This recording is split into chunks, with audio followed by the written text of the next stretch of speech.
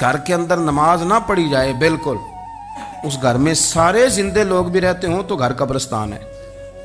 یہ حضور کا فرمان ہے. ایک صحابی نے عرض کیا تھا کہ یا رسول اللہ صلی اللہ علیہ وسلم میں نابینا ہوں، مجھے نظر نہیں آتا، اجازت ہے گھر میں نماز پڑھ لوں؟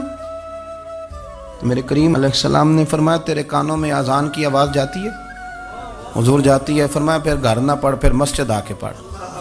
بہت سارے لوگ ہیں عدم دلچسپی. ہاں گھر میں بھی نماز پڑھنی چاہیے. مشکات میں حدیث ہے، نبی پاک علیہ السلام نے فرمایا اپنے گھروں میں مسجدیں بناؤ، یعنی ایک جگہ مخصوص کرو ہاں جہاں صرف نماز پڑھی جائے.